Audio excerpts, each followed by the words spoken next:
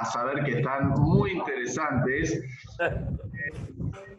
Bueno, Diego Raimundo, sí, todos lo conocemos porque trabaja en el área de prensa, más específicamente en fútbol, pero además siempre está colaborando con el básquet de estudiantes. Nació en el 1970, allá por un diciembre. Su primer trabajo fue en el diario El Día en 1990. Hincha desde la cuna, aunque me llegaron varios rumores que hubo intentos para hacerte de Gimnasia, especialmente de parte de... Hubo no había intentos. chance. Cortito la digo, iba con un buzo y me bajaba así y tenía la remera roja y blanca abajo en el bosque. Y me querían matar. En el año 2004 estuvo trabajando a modo de colaboración en la Secretaría de Deportes del club, ese fue su primer acercamiento en el club, y ya en el 2007 sí trabajó en el área de prensa, y ahí fue donde dejó el diario El Día. Basquetbolísticamente su primer actuación estuvo en Meridiano Quinto, ¿puede ser, Diego? Sí, señor. Ahí asociado a Meridiano Quinto, pero bueno, obviamente después el fanatismo por estudiantes y el acercamiento hacia el básquet del club hizo que esté con nosotros constantemente. Y un dato más, es muy amigo de Iván Sadowski, el cantante relacionado con el club. Y Iván nos decía de que desde chico él sabía que iba a ser periodista y además que iba a trabajar en el club. Su deseo siempre fue trabajar en el club. Así que bueno, obviamente nosotros contentos por tenerte, Diego. Contentos también por siempre la ayuda que nos das a todos, si bien no es tu área específica, pero siempre estás ayudando. Y por sobre todo de manera alegre, así que bueno, agradecerte. Y el motivo de tenerte acá hoy es porque vos junto con Pilín Galeadi fueron los creadores del libro del Básquet Club Leones del Silencio, ¿sí? Este libro, calculo que todos o la mayoría los tenemos, y es un libro donde cuenta la historia del básquet del club y va haciendo un recorrido no solamente por los años, sino por los personajes y por hechos anecdóticos e históricos que fueron sucediéndose en el básquet del club. Y siempre es bueno recordarlos y en algunos casos aprenderlos porque tenemos una rica historia, si bien siempre estamos relacionados con el fútbol, pero en el básquet también tenemos hechos que son muy importantes y bueno, qué más que Diego como para enseñarnos en esos hechos. Así que bueno, te tiro el puntapié inicial y ya después arrancás vos. Este año tuvimos la posibilidad nosotros de inaugurar la cancha de básquet en Uno. Muchos decían, nosotros con el básquet también volvimos a Uno. Y varios se quedaron mirando, pero ¿por qué el básquet volvió? Porque el básquet jugó en Uno hace muchos años, en sus comienzos, jugó en Uno en la cancha de arcilla. Así que bueno, Diego, a partir de esa historia te dejo vos contarla. Esto como feliz domingo, ¿no? De ahora tenés 8 segundos y tenés que empezar a contestar. Primero, antes que nada, Jorgito, y a todos les agradezco. Y queda claro mi moral, ¿no? Ya con edad de primaria, deportista, cero por más que jugaba al básquet Meridiano. Yo ya quería ser periodista. No había posibilidad. No crecía, el mito ese que si jugabas al básquet crecía, conmigo, no se hizo hincapié, ¿eh? Bueno, es verdad, sí. Estudiantes empezó, así como el club se funda en el 905, el básquet estudiante empieza a caminar a partir del año 20. Y en una cancha de polo de ladrillo que está ubicada, para los que tenemos más de 30, debajo de la tribuna de 115, apegado al lado del pino.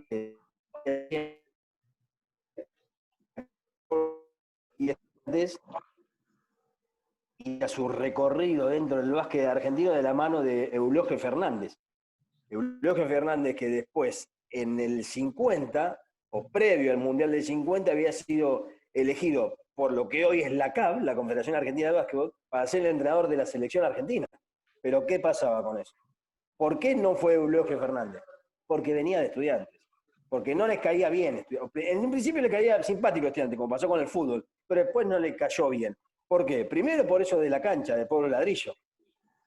Si bien la mayoría de los clubes tenían cancha de Pueblo Ladrillo, esta estaba dentro de una cancha de fútbol y siempre la gente que se vinculaba al fútbol con el básquet no era la misma. Después la distancia entre Buenos Aires o Capital y La Plata, esos 50, 60 kilómetros eran un gran dilema. Les molestaba mucho a los elitistas del básquet trasladarse hasta La Plata para jugar esos partidos. Así como el fútbol fue... quiero aclarar que no soy historiador, todo esto que cuento, yo soy un simple periodista, todo lo que cuento de tanto escucharlo a Pilín. Porque Pilín Galeadi, para los que no lo conocen, fue jugador nuestro del club en la década del 40, jugó 30 años en el club hasta el 70, dirigió, después con el devenir de la necesidad de informar el básquet, él se convirtió en periodista de La Gaceta, un diario ya extinto. Te decía, así como el fútbol hizo mella o hizo historia entre los grandes, Estudiantes de la mano de Eulogio Fernández hizo lo mismo. Eulogio llegó en el año 29 y ya en el 39 Estudiantes fue el primer campeón argentino del primer equipo platense, campeón argentino entre los poderosos, que en ese momento era Boca, Lanús, Platense.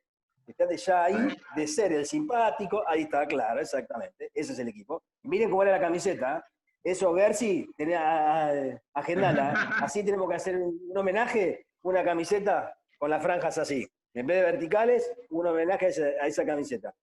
Como le cayó simpático ese equipo, o Estudiantes era simpático, bueno, todos sonreían con ese título de Estudiantes o esa conquista de Estudiantes. Pero claro, 39, 40, 41, 42, y Estudiantes seguían molestando, como pasó con el fútbol. A partir de ahí es donde empezaron esas disputas de no queremos jugar más con Estudiantes, la lejanía, la ubicación de la cancha. Esa foto que está mostrando Jorgito es en el mismo lugar donde estaba la cancha de básquet de arcilla o de polvo de ladrillo. O sea, si se divisa por detrás de los jugadores, la espalda de los jugadores, se ven los tablones de la tribuna de madera de 57, la antigua fumadora, le decían, creo que le decían la fumadora. Sí. Bueno, ese equipo es el que juega el polvo de ladrillo, pero no solo la primera era la que le mojaba la oreja a los grandes, sino las menores, los infantiles, habían salido campeones argentinos invictos en esos torneos que organizaban. Y también les molestaba al élite del básquet argentino que Estudiantes esté entre los poderosos de un deporte que ya avisoraba lo que era el Mundial del 50. Escúchame, nombramos obviamente, bueno, para los más chiquitos por ahí, o para el Mundial del 50, es un histórico mundial para nosotros también, y bueno, justo se queda en la puerta Fernández. Fernández, nosotros, más allá que somos amantes del básquet, somos amantes del fútbol, o la gran mayoría es amante del fútbol. Fernández fue lo que fue su beldía para el fútbol. Un revolucionario, mintió para que Estudiantes lo contrate. Cuando Estudiantes lo llamó, porque ya lo había llamado Gimnasia, le dijo que tenía 26 años cuando en realidad tenía 20. Pero él era de Capital y su amor por los colores, porque era de River, o se había iniciado como jugador de básquet en River, quería sí o sí dirigir Estudiantes. Entonces le mintió a los dirigentes que lo llamaron, diciéndole, sí, soy mayor, tengo 26. Pero tenía 20, o sea, ni siquiera el ser mayor de 21, esa mentira después fue bien vista y lo contrataron para ser el entrenador y el que empezó a mover esa pelota y que Estudiantes comience a ser reconocido dentro de las esferas nacionales. Bueno, ahora te llevo a otro momento, digamos, ya en la memoria de todos más actual, ¿sí? Que es Estudiantes jugando en el Osaka. Claro. ¿Cómo llegamos nosotros al Osaka, que es bueno, la cancha que teníamos ahí en la sede del centro? A partir del 40, la comisión directiva, Estudiantes era una potencia dentro de la natación y la cancha de fútbol, la de uno, tenía su pileta, pero estaba la necesidad de hacer una pileta climatizada y cerrada para que puedan entrenar para las competencias que se hacían en verano. Entonces se construye la pileta que está por encima de los Osakar, que aún sigue estando, y había que darle utilidad al piso de abajo. Bueno, entre la problemática que tuvo Estudiantes de entre el 40 y el 45, la problemática era, si bien había sido fundador de la Federación Metropolitana, la Federación Metropolitana no quería que juegues más Estudiantes en Capital, por la distancia, por cómo se lo trataba, por eso que yo les contaba de que se mezclaba la gente que amaba el básquet con los del fútbol, porque estaban dentro de la misma escenografía. Estudiantes lo desafían o le empiezan a poner trabas. La dirigencia decide retirarse. Cuando decide retirarse, empieza a pensar en el gimnasio de básquet cerrado para poder también cautivar lo que era el centro de la Ciudad de La Plata, porque está en pleno centro. Entonces, es a partir del 43 donde Estudiantes deja de jugar en el Polo Ladrillo para empezar a trasladarse, o para trasladarse por completo al Pedro Osakar. Y bueno, ahí también tuvimos varios deportes más, ahí digamos, por ahí muchos recordamos esa madera que había donde nosotros poníamos las pelotas, que ahí se hacía gimnasia artística, estaban todos los ganchos de gimnasia artística, patín creo que también había ahí, Diego. Sí, patín hubo, pero hay que tener en cuenta lo siguiente. Cuando el básquet se traslada en la cancha de uno a los Osakar, empieza a participar de un torneo de una disciplina que luego desapareció en realidad en lo que es la provincia de Buenos Aires y se compite nada más que en San Juan, que es el hockey sobre patines.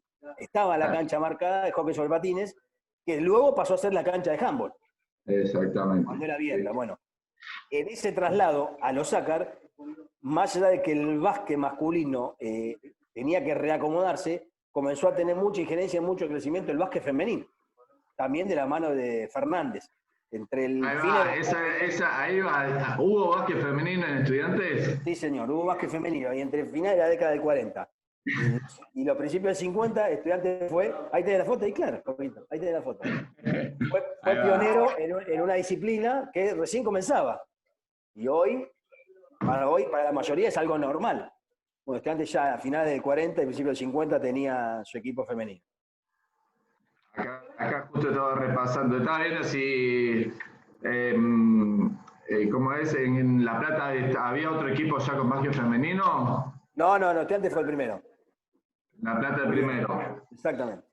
Bien. Así como fuimos el primero en salir campeón en Argentina, en el torneo argentino, sí. Fuimos el primero en tener básquet femenino. Y el nombre de Osakar, a ver si ahí... Le dije que no soy historiador, ¿eh? No, bueno, a ver ahí... No, la historia la sé a medias, porque en realidad había varias versiones. Había que ponerle un nombre, pero había que colocarle el piso. Y la donación del piso, que era de parqué, la hizo el que era presidente, Osakar.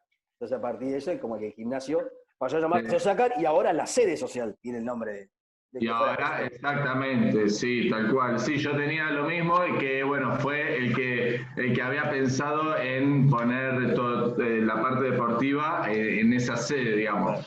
Sede que fue mutando varias veces, porque primero es lo que se ve ahora, después hubo un restaurante donde está toda la parte de la oficina, hubo un restaurante muy conocido. Después se sacó ese restaurante que justo daba a la parte de atrás de la cancha de básquet, o sea, al aro de 53,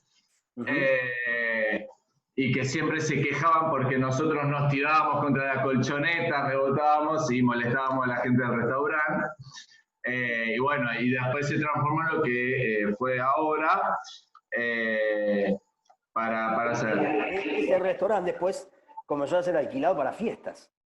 Exactamente. Entre fines del 80, principios del 90, si vos te casabas o tenías un cumpleaños de 15, era un salón amplio para poder desarrollar esas fiestas. Hasta que comenzaron a aparecer los verdaderos salones de fiesta que no tenían la cantidad de recoveco que tiene. Si nosotros entramos a la sede y vamos a entrar en esa oficina, el restaurante era igual, no modificó nada, salvo las estructuras que se pusieron en el primer piso. Exactamente, tal cual. Diego, te llevo ahora, vamos a empezar a ir un poco más Perdóname, Jorgito. Vamos a hacerle para que los chicos sepan. Sí. Primer campeón, Estudiantes. El básquet femenino, Estudiantes. Y el primer equipo en tener un extranjero, ¿quién fue? Estudiantes. Estudiantes. Y el primero en basquetbolista, salía en la tapa del gráfico. Estudiantes. Ahí va, mirá. El húngaro Emmet. François Emmet. El primer extranjero. Claro, el primer extranjero. Él había jugado en Hungría, jugó al básquet en Hungría, jugó en Alemania, pero se trasladó por el tema de la Primera Guerra a Argentina, trabajó en el frigorífico de Berisso, por la altura que tenía, un allegado del frigorífico y dijo, ¿por qué no jugás al básquet? Y él dijo, no, yo en mi país jugué al básquet. Y ahí es como que ese personaje lo traslada a Estudiantes. Y escúchame, Diego, en la época más gloriosa, digamos, del club, que estamos hablando obviamente décadas 60 y 70, ¿sí? Más que nada por los hechos futbolísticos, ¿cómo era, digamos, en el ámbito del básquet, en el club? Seguía esa paradoja de la dirigencia quería, con Mario Martínez, que era el vicepresidente del secretario de Deportes de Mangano, que Estudiantes vuelva a capital o a nivel nacional, y los dirigentes que manejaban el básquet se negaban a esa presencia de Estudiantes. Entonces, Estudiantes interpeló muchas veces, si que lo queremos llamar juicios, en donde entabló para volver a su lugar de origen, porque había sido el fundador, siempre se encontró con la negativa. Entonces, toda la competencia se trasladaba al básquet de la Ciudad de La Plata. Pero con un detalle, en los ir y venir de Buenos Aires a La Plata, de La Plata a Buenos Aires, cada vez que Estudiantes no lograba esa afiliación, siempre lo encontraba a mitad de camino, como si fuera ahora. Entonces la asociación no lo dejaba competir hasta como si fuera el año 21. Y mientras tanto se organizaban campeonatos que estaban Náutico, Estudiantes, Gimnasia, Atenas, Asociación Sarmiento, que fueron los fundadores de la Asociación de La Plata, para que Estudiantes pueda tener rodaje y comenzar a participar al año siguiente. Y con datos particulares, mira, Jorge, Sí. El fútbol era, o fue, ¿no?, lo que catapultó al club a nivel internacional. Pero a la vez, los jugadores que estaban en primera y lo que hoy sería sub-21, por momentos se cruzaban y entrenaban con el fútbol. El básquet entrenaba con el fútbol. La parte física la hacían con el fútbol. ¿Por qué? Porque previo a que Estudiantes clasifique a la final de la Libertadores, llovía y Subeldía decidió que el plantel se traslade a la sede social a entrenar. Y estaba entrenando el básquet. Obviamente, ¿qué pasó? Ganó. Y a partir de ahí, siempre iban a entrenar a la sede social. Y entonces, como en esa época el entrenador era el mismo que hacía la parte táctica y la parte física, Jorge Ditemachi era el que trabajaba con los basquetbolistas cuando salían a correr, por ejemplo, el bosque. A veces era la inversa, el básquet se iba hasta el estadio para poder correr en el bosque con los futbolistas. Bien. Ahora ya te traslado a la década del 80, porque en la década del 80 empiezan a aparecer, 80-90, empiezan a aparecer actores ya mucho más conocidos y más palpables para nosotros. Claro, lo que pasa, Jorge, ahí vuelve a pasar lo mismo. Hay una brecha, lo que pasa es que ya es cuestión del club propia, económica, en los finales del 70 y el principio del 80, donde el equipo del fútbol no andaba bien con los resultados, en el 81 estuvo a punto de descender, la paradoja, ¿no? Al año siguiente viene y sale campeón. Entonces, la dirigencia quería retirar el básquet. Y primero estaban los que decían que sacaba la primera y jugaba con menores en Capital. Los que decían que había que retirarlo directamente todo. Y aquellos que peleaban para que siga con la actividad. Eso duró entre finales del 70 hasta el 84. 84, 85, no tuvimos a básquet. Hubo una camada de jugadores que se perdió y que se fueron a jugar a Banco Provincia, Universitario, Atenas, algunos fueron a Gimnasia. Y recién a partir del 80, eso fue un año, 86-87, con el Lepe Guitar como entrenador, vuelve a surgir el básquet del club en lo que es la competencia de primera división. Las menores se seguían entrenando, pero no tenían actividad. porque no había plata. Sí, y eso, bueno, eso siempre nos vimos medio, digamos, en el básquet, a veces decisiones dirigenciales y nos veía, depende cómo marche el fútbol, también nos vemos medio tocados, pero bueno. Lo que pasa, Jorge, que vos en la década del 60 tuviste una masa societaria muy grande. Los finales del 70, ya sin Subeldía, sin Bilardo, sin esa camada de jugadores que salieron tantas veces campeones, la gente empezó a desistir, y por la problemática del país, obviamente, además, ¿no? Ya no había democracia, los golpes de Estado, dejó de pagar la cuota social. Entonces, el ingreso del club era directamente para el fútbol. Claro. No existía la publicidad de como ahora. Exactamente. Era todo lo que salía de la moneda societaria o lo que aportaba la Asociación de Fútbol Argentino. Si había cierto dinero para los deportes, o para el básquet en ese momento, y el vóley, que en el 79 había sido campeón argentino, imagínate si la caja era así grande, cuando se achicó así. Había que retirarlo. O había que apostar solamente a poder competir en menores. Pero el tema era que había que competir en capital. Y el traslado era poner plata. Claro. Aprovecho, ahí me escribió justo Luca, tenés 2 preguntas. Aprovecho, quienes quieran hacer preguntas lo pueden poner y las vamos haciendo mientras que vamos charlando para no perder digamos, el momento en que quieren hacer las preguntas. No sé si Lucas querés hacerla ahora o después. Como quieras. Una puede entrar ahora en esto que está contando Diego, así que después la otra la dejo, si no, para el final. Diego, vos decís, estás hablando justo de la época esta de Subeldía y del fútbol, ¿no? Que bueno, el club ganó un montón de cosas.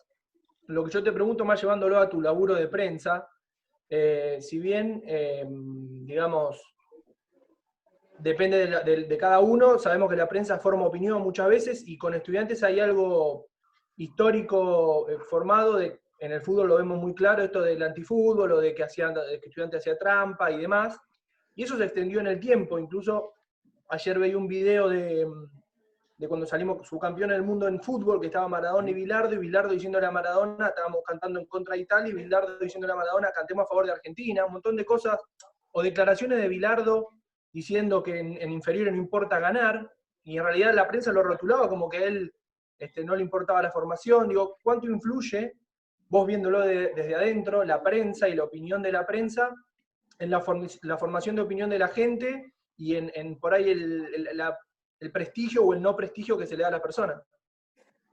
Lamentablemente, la prensa en el 30, en el 40, en el 50, en el 60, en el 70, en el 90, en el 2000, en el 2010, es formador de opinión.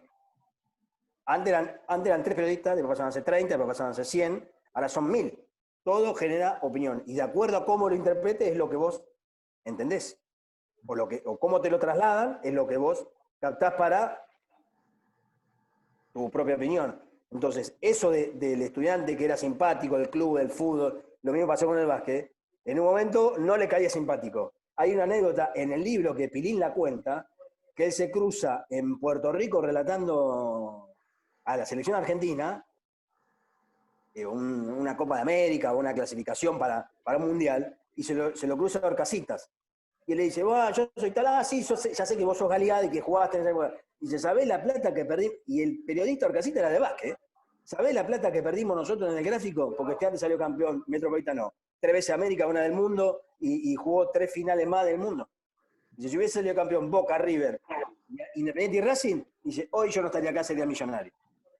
Salvando la distancia, la plata que se manejaba en el 60, 70, 80, a lo que es ahora. Lamentablemente el periodismo genera una opinión en la cual tenés que tener el bocho muy fresco para entender lo que está pasando y para ver la realidad.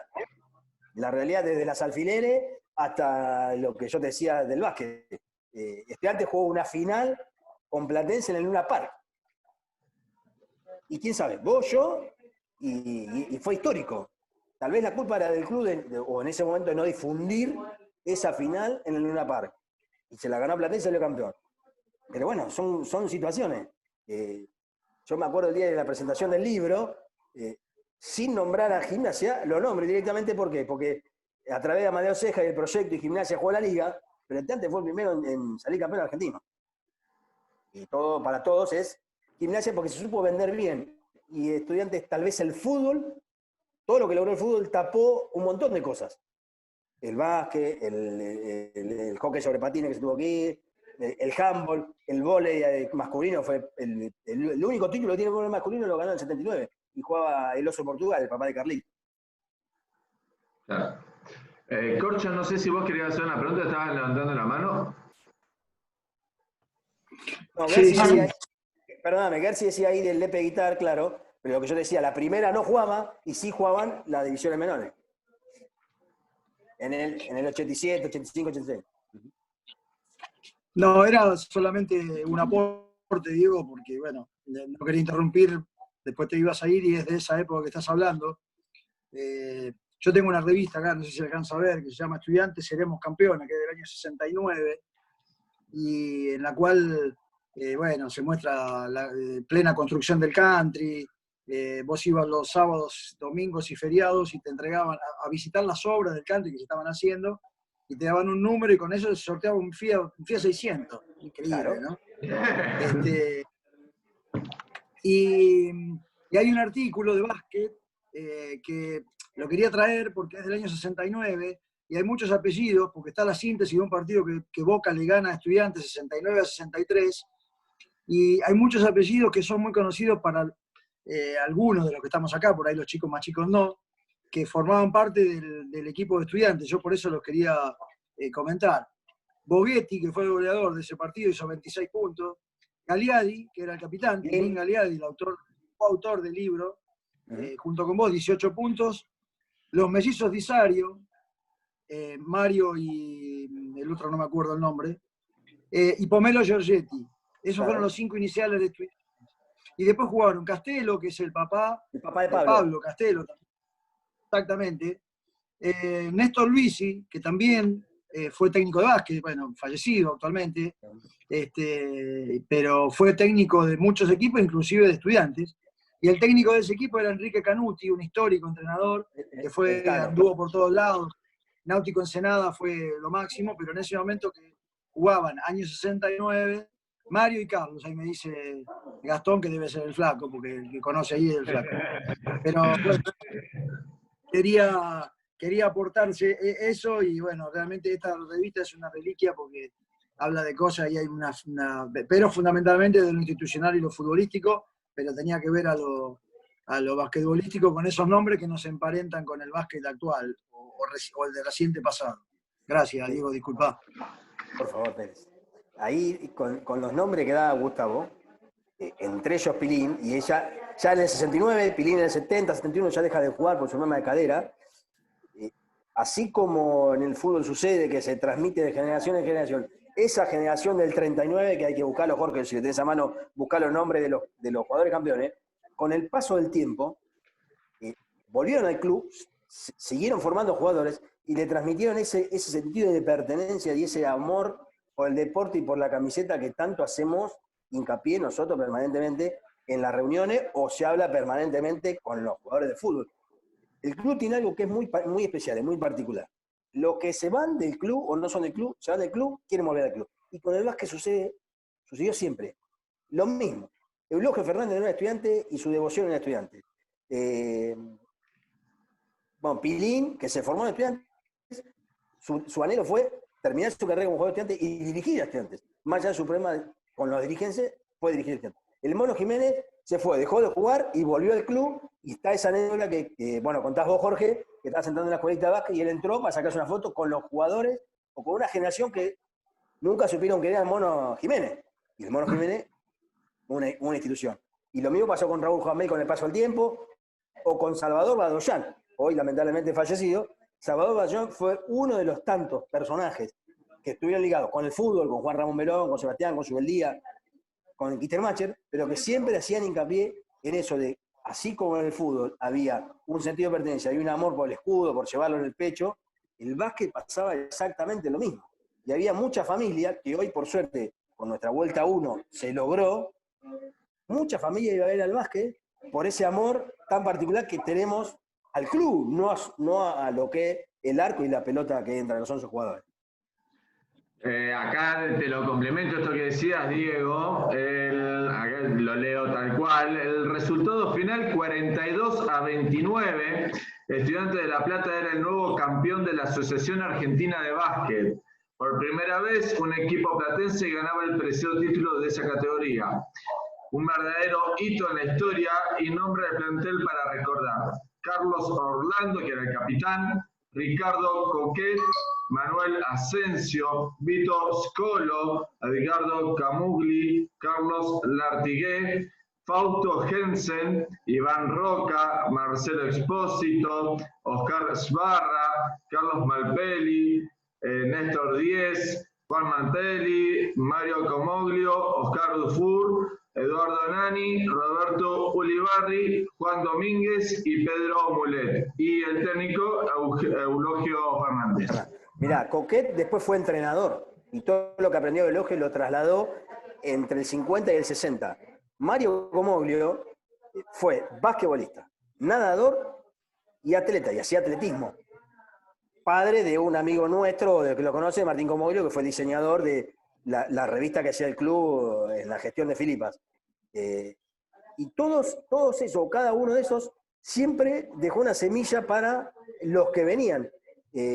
Pilín cuenta en parte del libro, y yo lo he escuchado muchas veces, que los infantiles, los cadetes, por la edad, iban a ver el entrenamiento de primera, y la primera terminaba de entrenar, y cada uno de estos se quedaba explicándole situaciones de las que enseñaba Eulogio Fernández. Y después esos, los que nombró Gustavo, son los que en el 69, y con esas recomendaciones de Coquet, de Comoglio, también fueron campeones. Perdón, Diego y Jorgito, que se nos está por cortar. Si les parece, hacemos el reinicio clásico ya. Así nos metemos ya en la década del 90, que se viene lo lindo. Dale. Cuando nombré esto del partido ese que dije recién, que Diego comentó del básquet de Gimnasia, que en La Plata tuvo tanto, y en La Plata y a nivel nacional, tuvo una historia muy rica, muy grande, la década del 70, que fue creo que lo mejor que tuvo Gimnasia en su momento. La persona que Diego la nombró, que es Amadeo Cejas, que era un empresario de la ciudad, que era el que traía los mejores norteamericanos al país, que de hecho los trajo, los primeros no, pero los que trajo a Gimnasia en la década del 70, que eran Clarence Metcalf, Larry y Michael Jackson, que no era marín, con eso salió campeón. Después trajo a Beto Cabrera, el gran Beto Cabrera, Draghi, después trajo a Mel Daniels, bueno, un sinfín de jugadores que fueron tremendos equipos, Cali López de Ensenada. Amadeo Cejas, digo esto para meterle un poquitito de condimento, era hincha, fanático y socio de Estudiantes. De hecho, tenía una platea permanente, la techada, iba a los partidos con su mamá. Gus presentó el proyecto ese en Gimnasia de la Liga, o de crecer un poco más, antes que se forme la Liga Nacional o en el 85, en Estudiantes. En esa dicotomía de que el fútbol desaparece o desaparece el club porque nos vamos al descenso y no estamos los campeones y tenemos que llamar a Bilardo, le dijo que no. Lo trató como era, porque sabían que era fanático de Estudiantes, una gran persona, pero dijo que no. ¿Y qué hizo Amadeo? Cruzó Plaza San Martín. Una cosa increíble. Eso era lo que yo te quería comentar. Que, digamos, toda la historia que ellos tienen en el básquet, que, digamos, lo poco que tienen, está dada por el iniciador, Pincha. Punto final. Seguí, Diego. Diego, vamos a meternos de lleno ahora en una década muy, muy linda y también muy identificada con la esencia de Estudiantes, que es la década del 90, ¿sí? Ahí ya empiezan a aparecer personajes como el Flaco Barbieri, la camada de Mauri, de Bruno. Contanos... Sí, ahí, Jorgito, hay que ir unos pasos para atrás y empezar a ver lo que pasó en el 87. Dale. Vuelve a jugar en Capital, vuelve a presentar primera, y estaba en la C de la mano del Lepe Guitar y asciende a la B. Con jugadores que eran propios y otros jugadores como, por ejemplo, Lucas Aymandi, que era juvenil y que venía de Platense. Por recomendación del Lepe Guitar. Me parece que ahí, después al otro año, ya con en la B y con el Gallego Gómez se logra el ascenso a la A, sí. Pero ya había otro ambiente, se pensaba otra cosa. Más allá que era muy lejano a visorar lo que hoy estamos viendo y palpamos, que es jugar al torneo federal y soñar con un poco más y llegar a lo que era el TNA o la Liga Argentina. Me parece que ahí ya se comenzó a tejer o a terminar de tejer un pullover que nunca se terminaba de tejer en las décadas atrás, porque siempre había algo que nos impedía seguir creciendo o ir un poco más allá en eso de la problemática, la distancia, la cancha, que no nos querían. Parece que los finales del 80 y lo que fue el 90, con ese ascenso a la primera del Metropolitano, la llegada de Gustavo al club, la impronta que le dio el Gallo Gómez, y el apostar a pibes. Mauri, vos tenías 16 cuando tuviste en el banco en primera, 16 años tenías. Con 16 años, impensado para esa época, y además porque se jugaba con americanos y se jugaba con tipos que eran como el Flaco Rodríguez lo conoce, como tenía a Chufarí, Ponteri, estaba Manguera Bertoa, Marcelo Cabral, una cama de unos jugadores que eran tremendamente brillantes, pero además con un temperamento bárbaro. Bueno, y ahí se empezó a mirar para abajo y a formar un pensamiento que era lo que tanto anhelaban o tanto pretendían desde Eulogio Fernández hasta el último que era Pirín, de esa camada de pibes. ¿Quién era el Flaco Barbieri? Ahí levanta la mano. Pará, sí, Mauri. Perdón, permiso. Voy a hacer un pequeño aporte desde mi lugar. Yo en el año 86 era minibásquet y veíamos, el ascenso fue de la D a la C, de la C a la B y de la B a la A.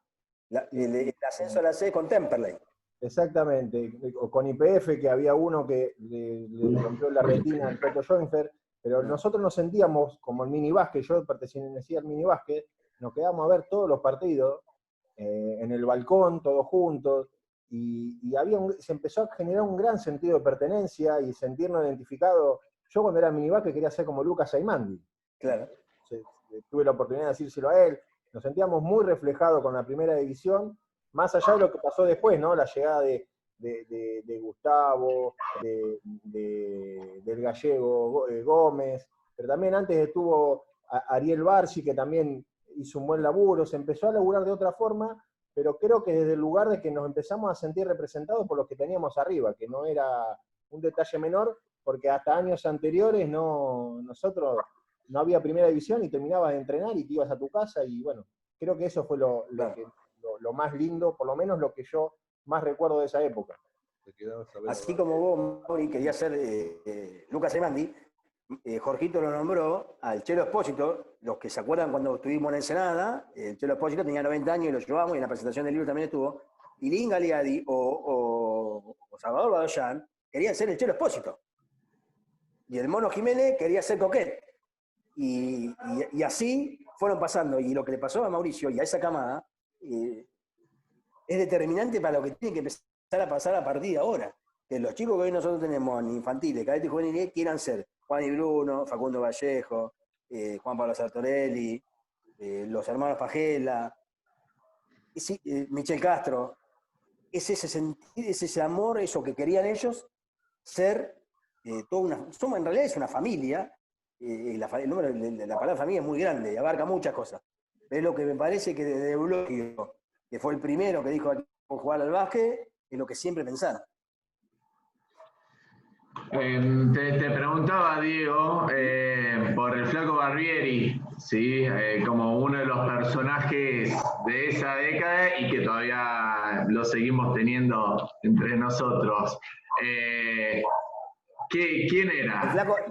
El Flaco Barbieri es como dijo ayer Gustavo Pérez, está inventariado, tiene un número, va caminando y tiene un número, porque es el mobiliario del club, es una institución. En la buena, la mala, llegó calladito, el Flaco, decime el pueblo porque no me acuerdo. Levantar el costo, Gastón. Alto, ¿no era? Inés Indar. Serían 14 cuando vino, y un solo jugador de básquet, el Flaco Barbieri, imagínate. Y esa 10, claro. Y la misma forma de ser de ahora era cuando era más pibe, Mauri, porque con los chicos que jugaron con él lo pueden decir. Y se ganó ese cariño y ese amor por el club. No era hincha de Estudiantes, sino fanático de Estudiantes. sus hijos son estudiantes, se hizo muy amigo de Daniel Pontelli y bueno, de Juan Luis, por vivir adentro del club. Corregime, Flaco, si no es así. Vivían adentro del club. Más allá de tu paso por Reconquista, ¿no? Porque ahí tenés una marquita. ¿Saliste campeón de Reconquista, Flaco? Pará, tiene el micrófono. No, porque Gastón no lo deja hablar. No. Y también conoció a Laura. Claro.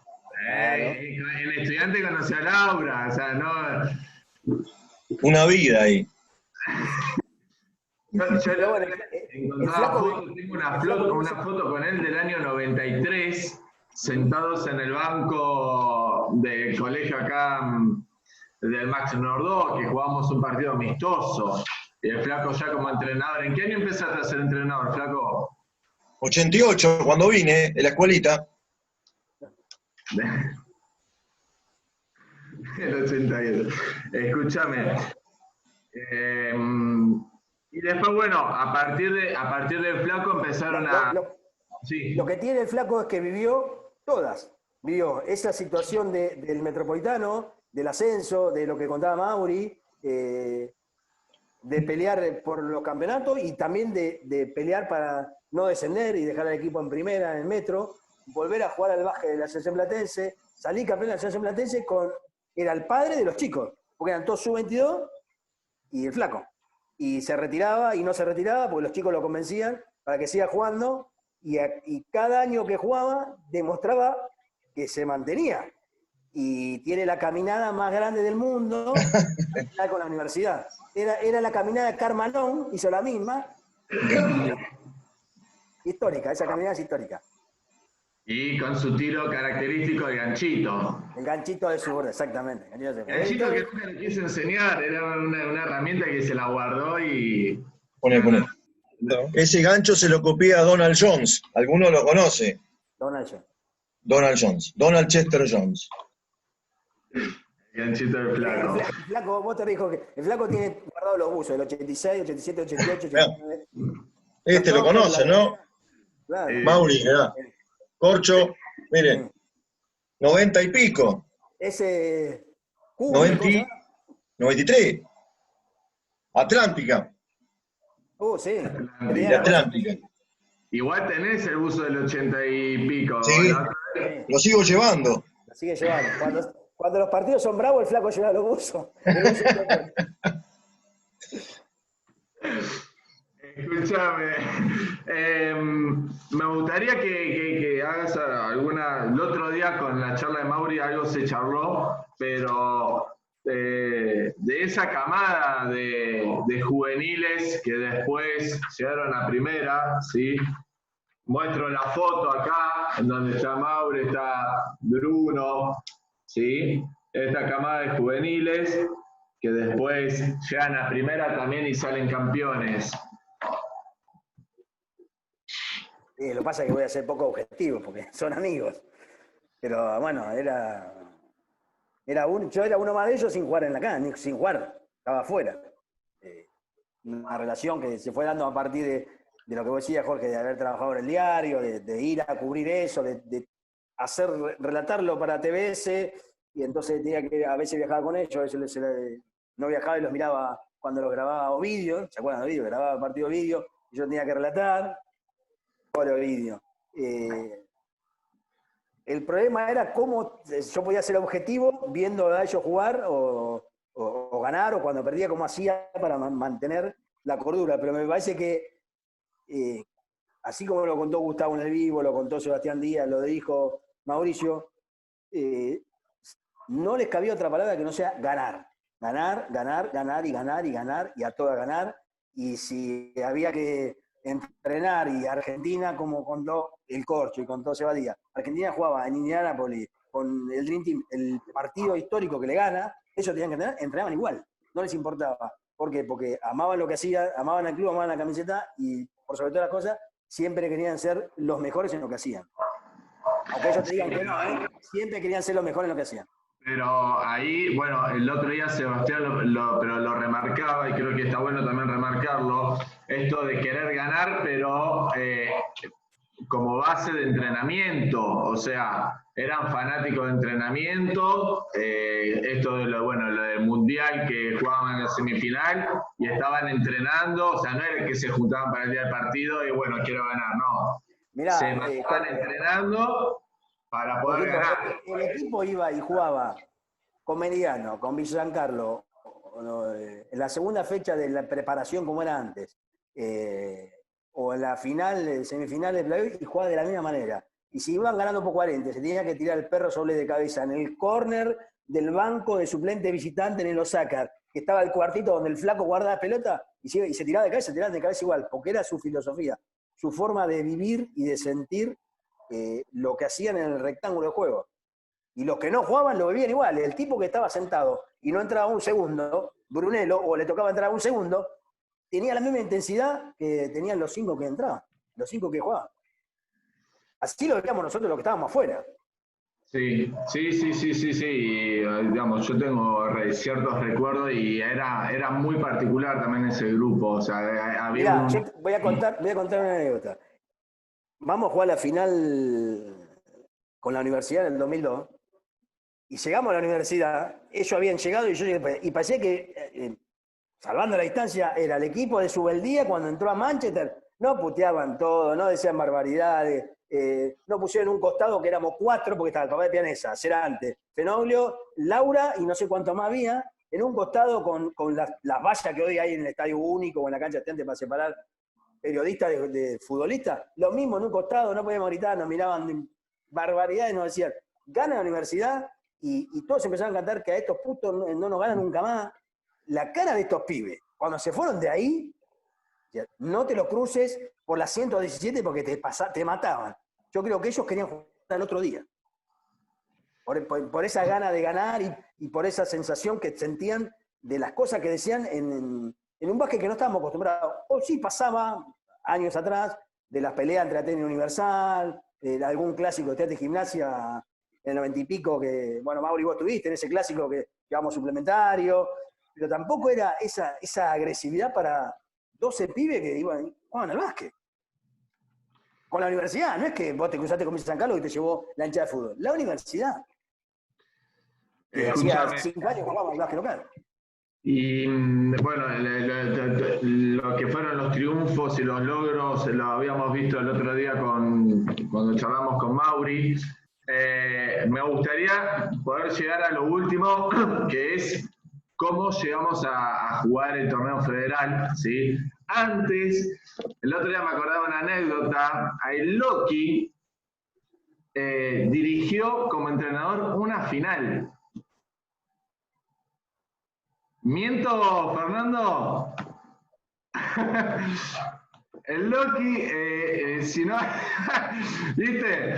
Mirá el dato que me acordé. Si no me acuerdo, todavía se llamaba la Copa Cerizola, ¿no? O ya era el día. ¿Era la Cerizola? Sí, nos fue muy bien igual. Fue un resultado bárbaro. Nos tocó contra uno de los mejores, Unión. Justo el corcho se había descompuesto ese día, tenía una descompostura terrible. Y bueno, lo dirigió el coach Loki Real. Pero bueno, Diego. Un papelón.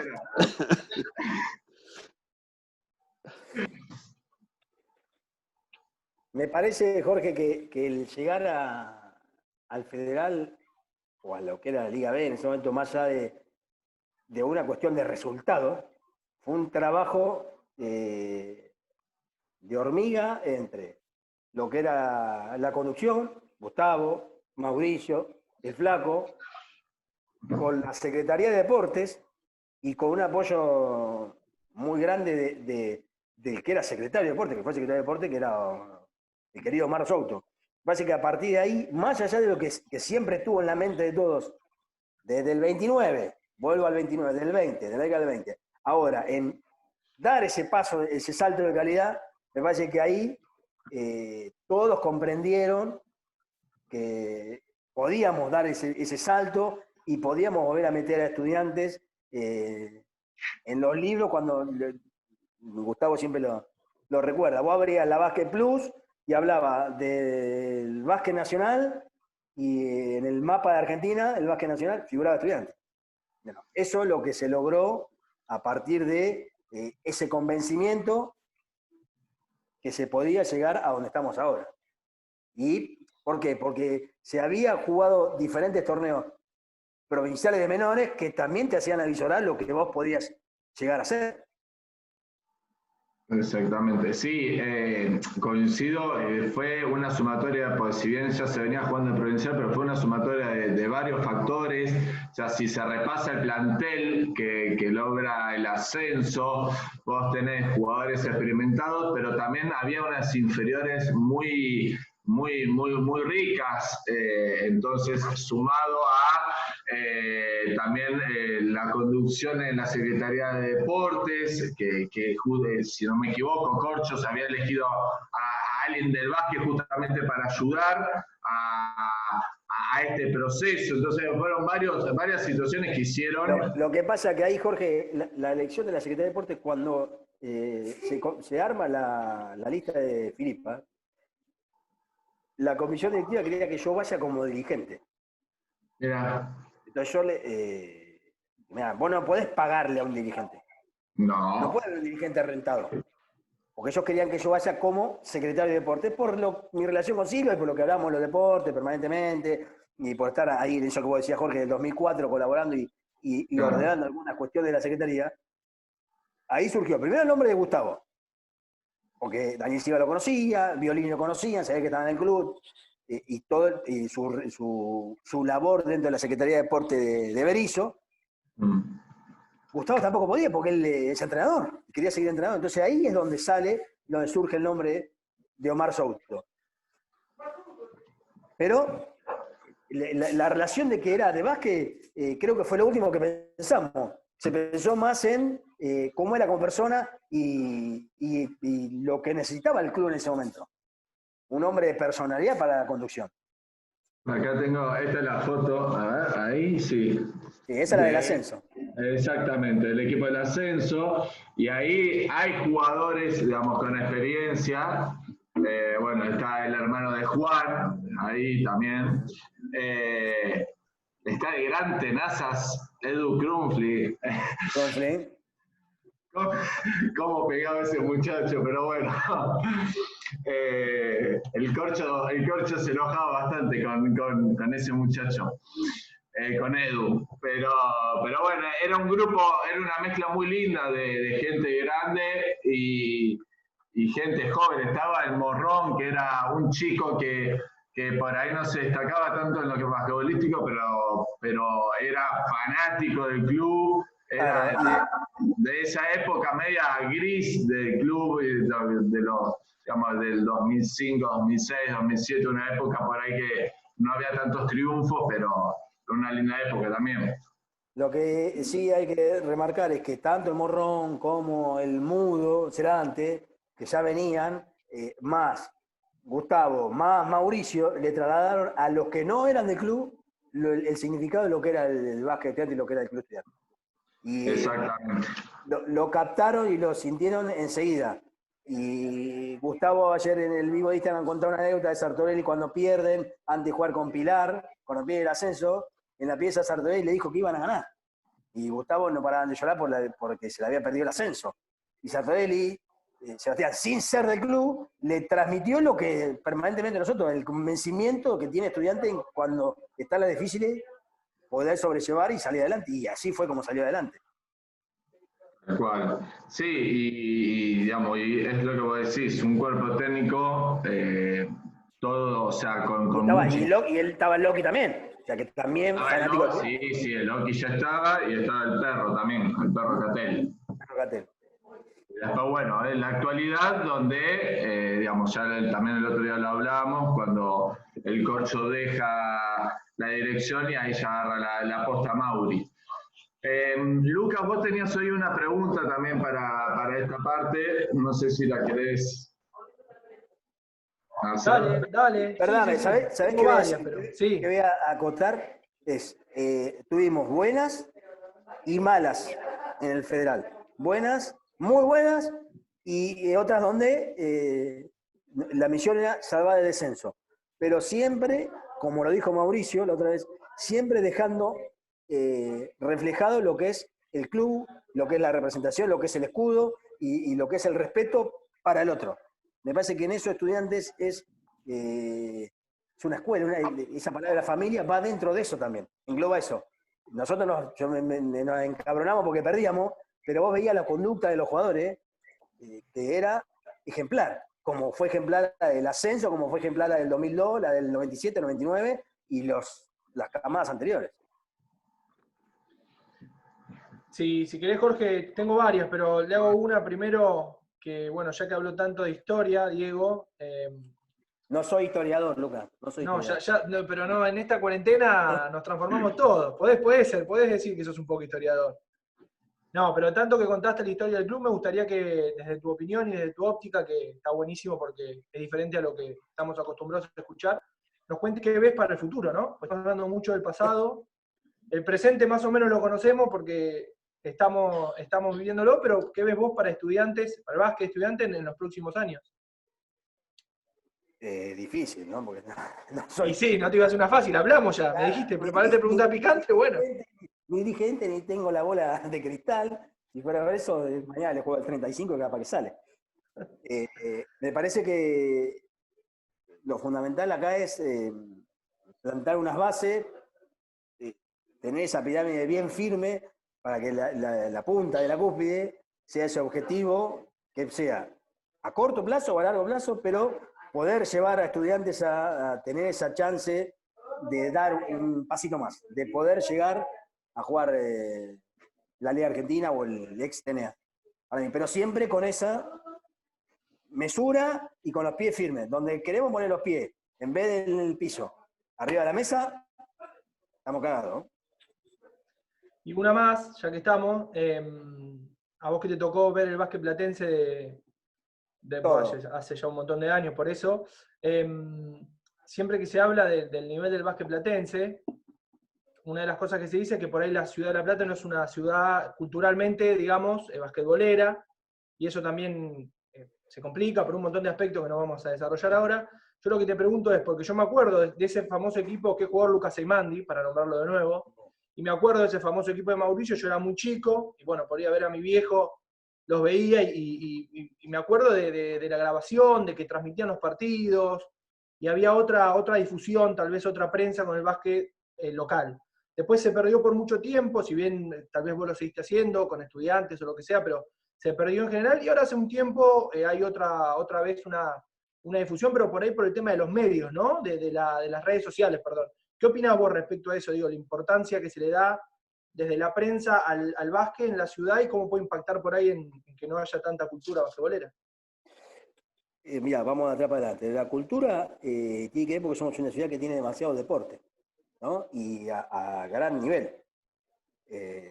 Hockey tiene muchos equipos, y tenés a Tabá que juega a la A, Universitario juega a la B, antes juega a la C, bueno, descendió, pero con aspiración de volver a la C, apareció Everton, está San Luis, el rugby, no entiendo nada de rugby, pero tenés La Plata, Los Tilos, Universitario, San Luis, sí. Albatro, ya se sumó hace años Ensenada, se sumó Berizo, ni hablar de lo que es el vóley. Demasiado deporte para lo que es una ciudad, en donde el básquet tiene que siempre luchar contra disciplina como el rugby y el hockey, que venden más o vendieron más por una cuestión de afinidad con los dueños de los medios. Uh-huh. Porque es así. Lamentablemente yo trabajé en el medio más antiguo de la ciudad y la afinidad que tenían con el rugby o que tenían con el hockey era más que el básquet. Si nosotros no íbamos, Diego Raimundo, Rubén Bazana, Payo, Marcelo Gelós, a golpear la puerta al diario para decir que se necesita de información porque es una de las asociaciones con más equipo, y ahora más que cuando empecé a verlo yo.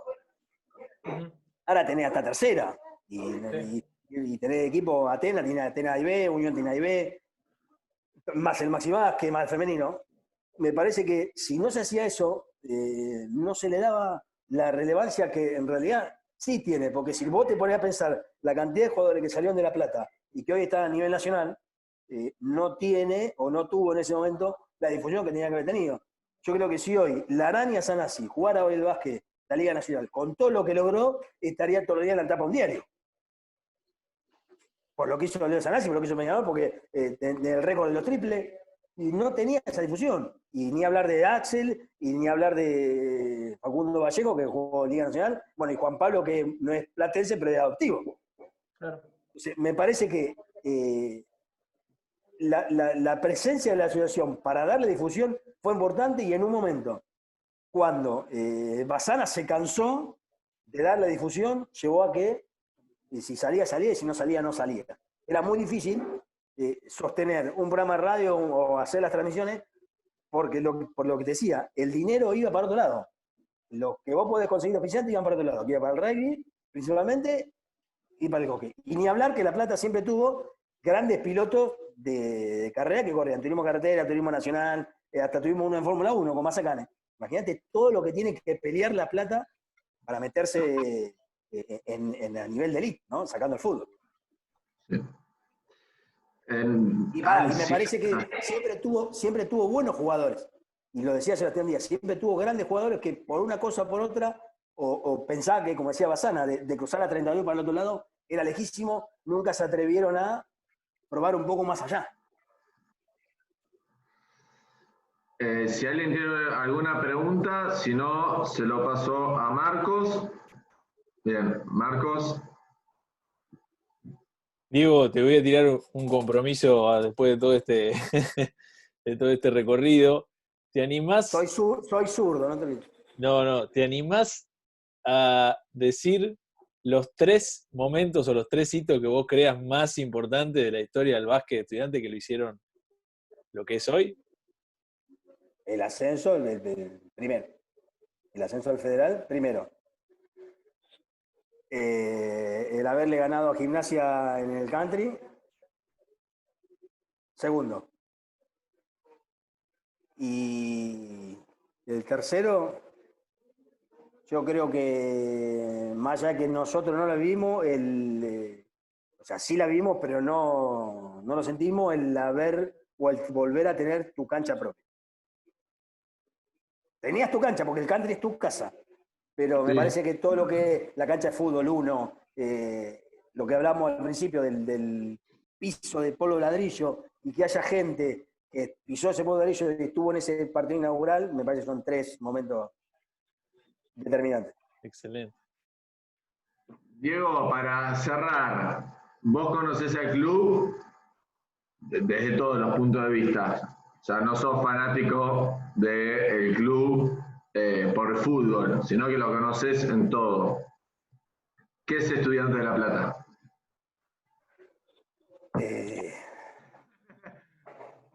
Difícil, para contestar. Me parece que es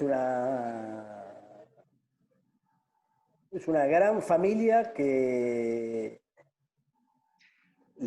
alberga un sentimiento muy particular por todo lo que se hace, todo lo que esté rodeado del rojo y blanco. Somos muy especiales nosotros. El hincha estudiante es muy diferente a cualquier otro, pero además tiene ese sentimiento que lo hace distinto y ese plus que lo hace distinto para lograr cosas desde lo deportivo hasta lo institucional, que no sé si otro club lo puede lograr. Y creo que gran responsable de eso fueron los que lo fundaron, que siempre basaron o escribieron en un papel cómo debía ser el club. De una gran familia y que todos tirando de la rueda y ninguno que vaya adelante pensando que era Ramsés y corriendo a Moisés.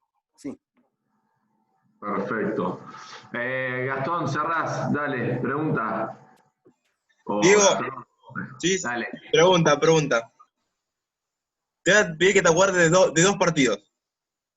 El que hayamos disfrutado, el que hayas disfrutado, que hayamos ganado, y uno que hayamos perdido. De los 2 partidos que más te acuerdes.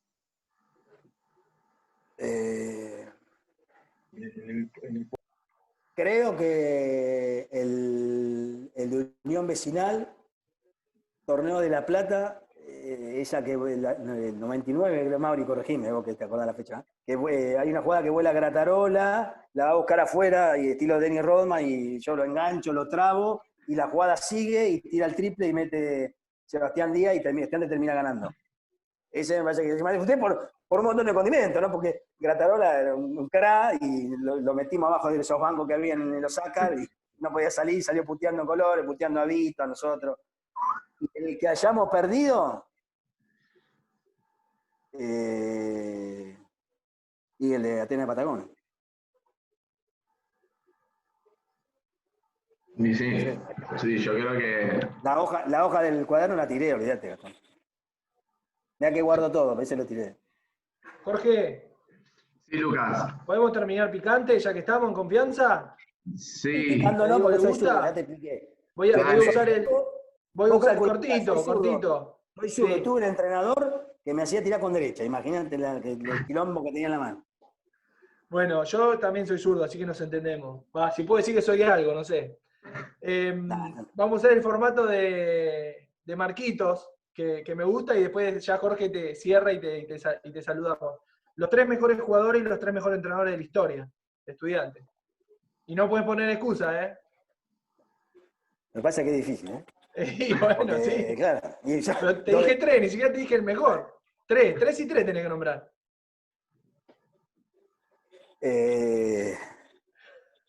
No, a Eulogio Fernández no lo vi jugar, no lo vi dirigir. Me dice que era un crack. Gustavo Pérez, por todo lo que hizo con la camada de jugadores que les inculcó que sigan y que estén dentro del club. Y Mauricio, lo que pasa es que a Mauricio lo tengo que poner como jugador. Podés repetir, como vos quieras. Bueno, ahí está esos 3. Y después como jugador, Nacho Faría, que era un animal. Uh-huh. Sartorelli, que anda por ahí. Y ahí tengo un problema entre Mauricio, el perro Soulés, de unos cuantos que eran una bestia que... Y al flaco Barbieri, con la gran caminada histórica, tiene que ser 4. El flaco Barbieri, con la gran caminada histórica, el gancho ese que tiró. El flaco más 3. Claro. Lo que pasa es que hay un problema porque hay una diferencia entre lo que yo miraba y después la relación que empecé a tener con Mauricio, claro. Bruno, Tito. Ya somos amigos. Mauri vino a mi casamiento, imagínate. Ahí el flaco dice y Pontelli también. Y Daniel Pontelli. Lo que pasa es que ayer Gustavo dijo algo. El peor tiro del mundo de 3 puntos, tiro libre tenía Pontelli. Decía, no, Fula Pontelli, la puta que lo parió. Porque no sabía ni cómo agarraba la pelota. Y la metía, pero la metía, ¿eh? Iba adentro como un caballo. Bueno, Diego, obviamente agradecerte primero por la predisposición, no solamente por esto, sino para todo, ¿sí? Agradecerte por todo lo que hacés por el básquet, más allá del cariño hacia los chicos. Y bueno, a todos obviamente por estar, ¿sí? Y nos vamos a estar viendo el viernes que viene. Y ya después se nos vienen las vacaciones, por más que estamos encerrados en no sé cuántos días, vienen las vacaciones de invierno. Así que bueno, gracias a todos por estar y nos vemos el viernes que viene. Saludos, el agradecido soy yo. Y espero que hayan comprendido todo lo que dije. Excelente, Diego. 10 puntos. Diego. Ahora te paso la foto, así lo publicás también, aunque seas vos. Chao. En mi Instagram. Chao a todos, nos vemos. Buena semana.